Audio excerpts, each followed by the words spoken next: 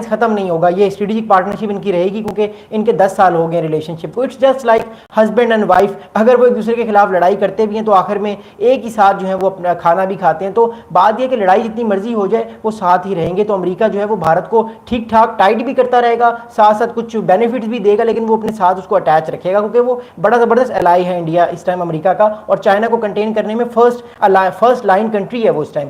लेकिन जो रशिया से इंडिया तेल ले रहा है, that's a basic important issue जो फोकल पॉइंट है और जो फ्रिक्शनल पॉइंट है। अब देखिए इंडिया ने क्या रिस्पॉन्स दिया। हमारे पास 2 दिन से कुछ खबरें आना शुरू हो गई थी कि भारत ने कि कुछ कंपनीज ने तेल लेना जो है वो खत्म कर दिया है। मैं फिर कहता हूं, हमारे पास 2 दिन से कुछ खबरें आ रही थी अनवेरिफाइड कि भारत की कुछ कंपनियों ने अपना तेल लेना रशिया से या तो कम कर दिया या बिल्कुल खत्म कर दिया है। लेकिन आज जो रॉयटर्स ने बम फोड़ा है वो बड़ा जबरदस्त बम है, वो मैं बताता हूं रॉयटर्स क्या कह रहा है।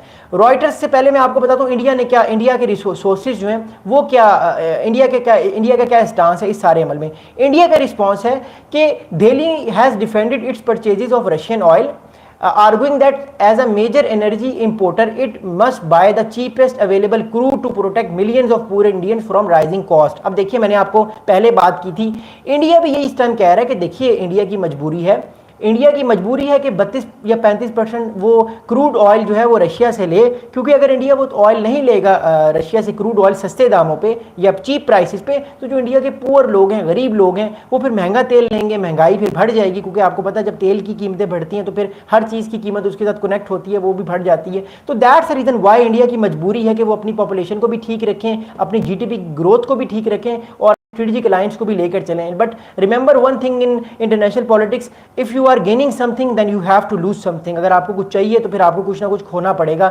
अदरवाइज वो आपको मिलेगा नहीं। तो इसलिए अमेरिका जो है वो ज़्यादा तंग कर रहा है, हिट कर रहा है। बार बार जो है वो डोनाल्ड ट्रंप हर तकरीर में ट्रोल कर देते हैं इंडियन प्राइम मिनिस्टर को, इंडिया की मीशत को उन्होंने डेड कह दिया। हालांकि मैं नहीं समझता कि कोई भी मीशत डेड होती है, अगर वो मीशत डेड हो जाए तो ऑब्वियसली वो लोग ही मर जाएं भूख से, तो डेड तो नहीं है। But the thing is that कि उन्होंने ट्रोल करना शुरू कर दिया एकदम इंडिया को, और भी मामला जो है वो किए। तो इंडिया का रिस्पांस क्लियर है कि हम जो है वो तेल लेना खत्म नहीं करेंगे। अब रॉयटर्स की 2 घंटे पहले की खबर है, और रॉयटर आपको पता है एक बड़ा एक ऐसा अखबार है जो कि जिसपे हर दुनिया के लोग बिलीव करते हैं, क्योंकि ये एक अनबाइस न्यूज़पेपर है। रॉयटर्स की खबर है, रॉयटर्स ये कह रहा है कि India will keep purchasing oil from Russia despite US president Donald Trump threats of penalties.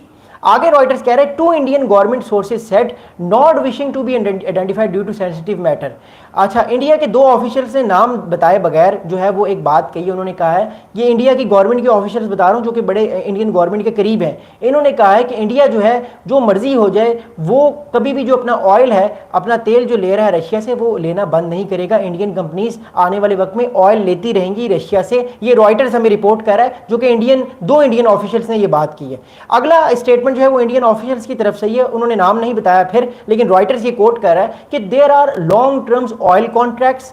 One of the source said it is not so simple to just stop buying overnight. अच्छा, अब मैं बताता हूँ ये क्या बात है। देखिए बात ये है, जब भी 2 जो मुल्क होते हैं ना वो ट्रेड करते हैं, तो वो ट्रेड 1 हफ्ते की नहीं होती, वो 6 महीने की होती है या वो 1 साल की होती है। यानी कॉन्ट्रैक्ट होता है कि आप इतने से इतने टाइम तक इतना ऑयल लेंगे और हम आपको इतने पैसे देंगे, तो वो एक कॉन्ट्रैक्ट होता है, एग्रीमेंट होता है। उस एग्रीमेंट के बाद जो है वो फिर दोनों ममालिक या दोनों जो पार्टीज होती हैं वो उतने टाइम तक उस चीज़ को लेती हैं, और फिर उसके बाद या तो वो कॉन्ट्रैक्ट को एक्सटेंड कर देती हैं या फिर वो नया कॉन्ट्रैक्ट बना लेती हैं, उस पर वो नई जो है वो नंबर ले लेती हैं कि अब हम अगले आने वाले 1 साल में इतना आपसे तेल लेंगे। तो इंडिया की बात भी ठीक है, अगर हम इंडिया के पॉइंट ऑफ व्यू से देखते हैं तो इंडिया की बात भी ठीक है कि हम जो है वो अगले आने वाले टाइम पे रशिया से तेल लेते रहेंगे, क्योंकि हमारा कॉन्ट्रैक्ट है, हमारी मजबूरी है, और ऑब्वियसली फिर वेपन्स की मजबूरी भी होती है। लेकिन मसला अब क्या आ रहा है, देखिए जहाँ पे आ जाता है अमेरिका, वहाँ पे ना कोई कॉन्ट्रैक्ट काम आता है, ना वहाँ पे कोई दम का काम आता है, ना वहाँ पे कोई और चीज़ काम आती है। वहाँ पे सिर्फ काम आती है अमेरिकन सुपर पावर। अब अमेरिका कह रहा है आपने बेशक जितने मर्जी कॉन्ट्रैक्ट किए आप उनको कैंसिल करें,